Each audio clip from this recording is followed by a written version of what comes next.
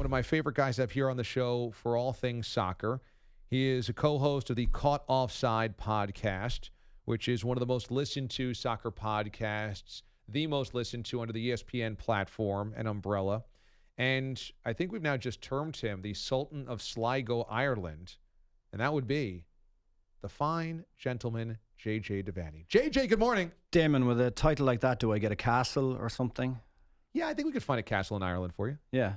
There's a few dilapidated ones that we could just move into and would be within budget. That's right, and we don't have a huge budget here. Is that the way that the Ireland countryside is set up, where you could just be driving and be like, oh, that castle's, nobody's living there right now? Yes. It's fields, green fields. Where I'm from anyway is green fields and stone walls and all the things that Americans gush over and fall in love with. Not realizing that it's quite different to live there. We're like, oh, it's so green and so lush. It's so beautiful. I mean, why would you want to live anywhere else? Well, have you seen the rain? Yeah, there's 3 days of sun all day, all year. Yeah, we get a lot of different weather in one day. Sunshine, 15 minutes. Rain, 25 minutes. Right. Yeah, 24 hours and then 15 minutes of sun. You're also a big sports fan across the board. What'd you think about the Raptors' Game 1 win last night? It was great. Were you impressed? Relieved more than anything, because, you want a series. You want something exciting. And so, like, I haven't really tuned in as much this year as I have in others. But, I mean, there's a vibe going on here that this could be fun. You still expect Golden State to just pummel them at some point and put this out of sight. But a win for the Raptors gives them confidence, puts a little doubt in the mind of Golden State. And then we got Drake, obviously. So. And then we have Drake, yes. Who I'm here to defend, not to preview the Champions League final, obviously. Are you a Drake fan? I like his music. Do you like his antics? No, because he's inserting himself into the narrative rather than being a part of the story, in the same way that Spike was in, 94? Yeah. He was kind of a part of things. He was a fan anyway. Yeah. Whereas Drake has been seen with so many multiple sports teams' jerseys that he's a fugazi. He's not legitimate. That's exactly and right. Don't put your hands on the coach. Exactly. Yes. That's right. JJ Devaney joins us here on the show. So tomorrow, Champions League final. Yeah. And this is interesting between Liverpool and Tottenham. First of all, you have a Champions League final between two English Premier League teams. That in and of itself is pretty rare, right? It is rare. It's quite rare. We had the famous Manchester United-Chelsea one in Moscow in 2008. But really, it doesn't happen that often. The Spanish have had a run at that a couple of times as well, and we've had an all-German final in 2013.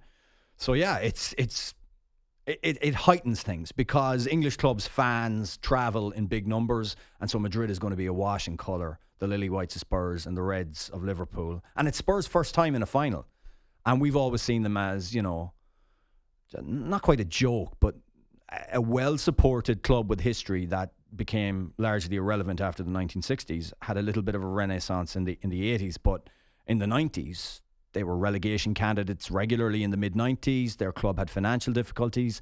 So it's kind of weird to be talking about a Champions League final.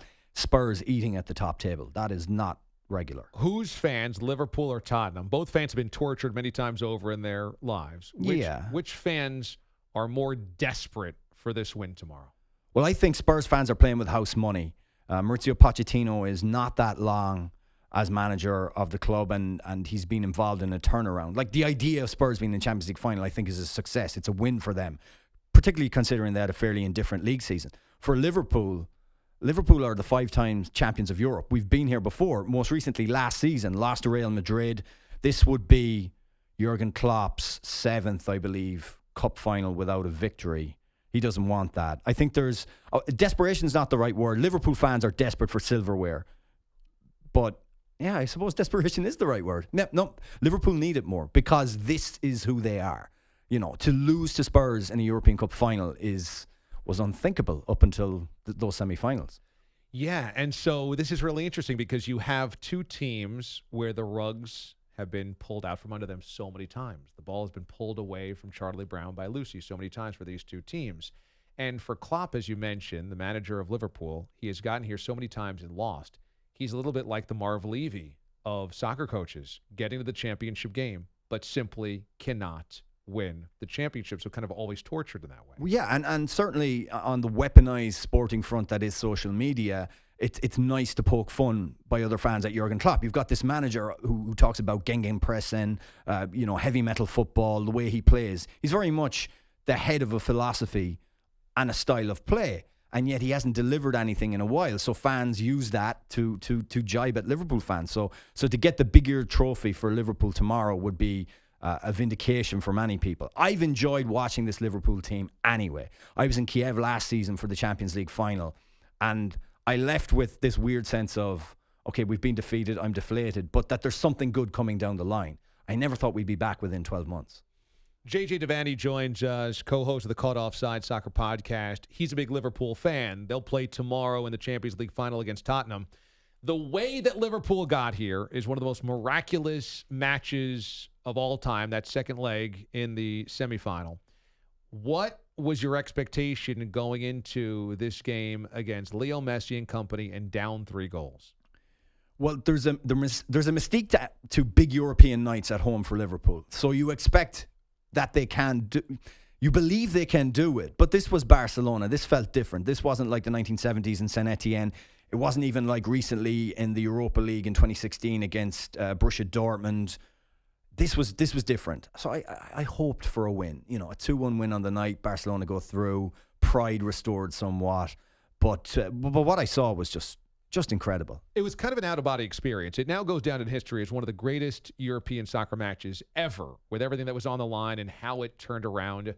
And you're kind of watching it going, this can't really happen. No, it can't really happen. No, it can't really happen. And then it eventually happens, and it feels like that didn't really happen. And it happened shorn of probably their best player, Mohamed Salah, who suffered a concussion the weekend before. And so Liverpool are playing players like Divock Origi, who I expected to be out of the club at this point.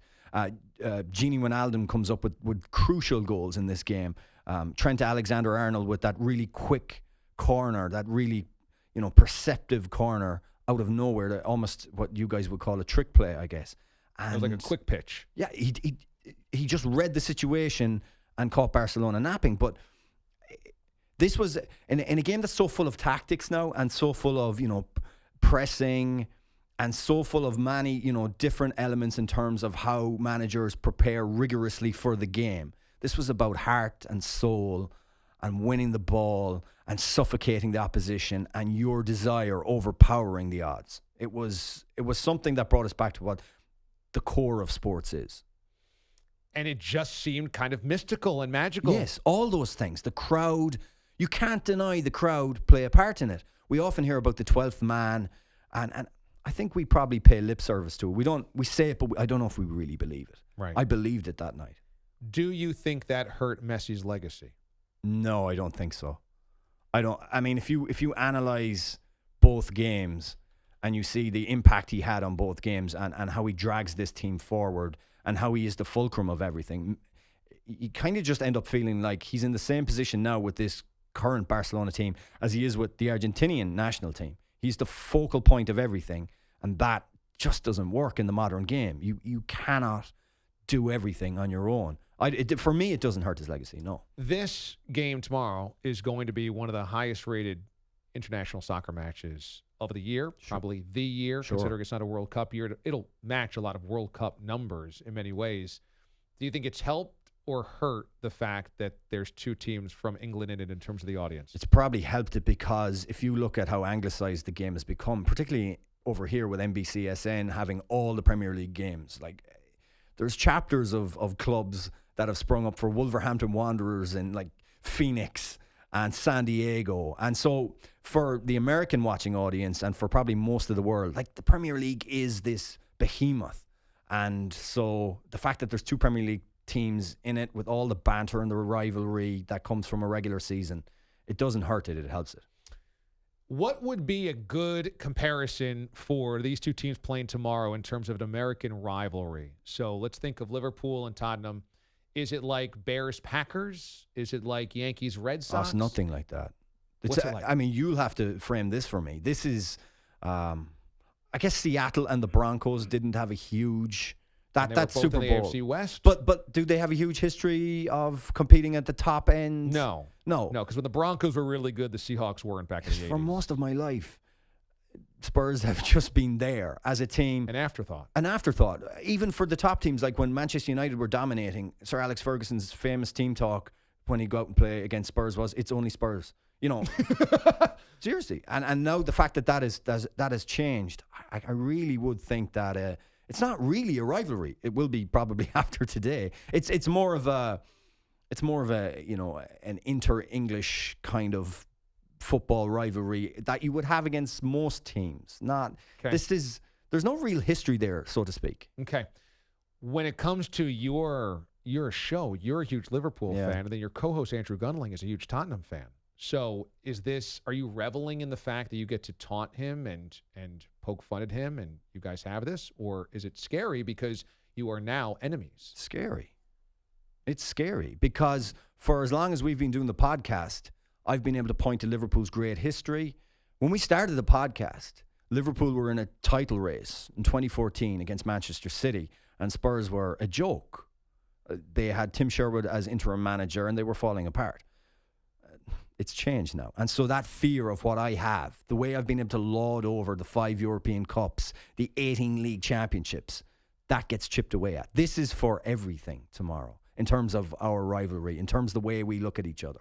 So Tottenham's a little bit like the Warriors before they had won any of these championships. This team that was an also-ran an afterthought, never any good. Nobody ever really took them seriously. Yeah. Suddenly they're in the NBA Finals going, wait a second, they're this good? Yeah. And then for Liverpool, are they kind of like the Red Sox before they broke the curse? Forever pretty good and competitive, but never really the champs? Probably the Yankees at the end of the 80s, I would think. I think that's a better one because the Yankees were this storied club even when they went through the 80s and didn't do anything. Right. And Liverpool have occupied that space, and now Jurgen Klopp's come along and they're coming back up. But we still, as Liverpool fans, we need a trophy. We need that first trophy, and then we can really parallel with the Yankees because they went on to dominate the 90s.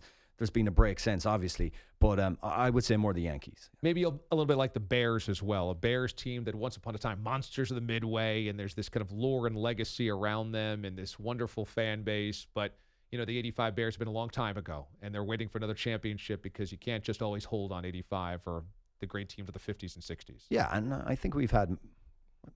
I don't know if we had a manager that would compare to Ditka. So that's maybe where that falls down. Not many people do. No, not really. All right, so how are you going to be watching tomorrow, and how nervous are you going to be? Do you have to watch this alone with other Liverpool fans? Well, we've kind of talked ourselves into watching it together because it's so unique. I didn't go to Madrid this year for the final, so we're going to be watching together at the Hairy Lemon, Avenue B between 2nd and 3rd Streets. The Hairy Lemon. Yeah. It's a fairly new sports bar, Penn State bar. So mind your manners. Owned by a good friend of ours, and we've invited our listeners to come along. Any listeners to this show are welcome to join us, and that's where we're going to watch it. Now, ordinarily, I would like to either be watching with my dad, who is a psychotic Liverpool fan, or be at the game, or be alone. But we've done this now, so relationships are on the line. So I'm going to be sat across from Andrew. It's going to be weird. But I think it's going to be a brilliant game. I really do. Yeah. I'm predicting 3-2 Liverpool after extra time. Okay. This is 3 o'clock tomorrow, right? 3 o'clock. On TNT? TNT or the Bleacher Report app. 3 o'clock Eastern time on TNT or the Bleacher Report app. Champions League final, Liverpool, Tottenham. And a lot of torture is on the line. Somebody's fan base will be finally elevated beyond the torture. Could be the end of the best soccer podcast in America.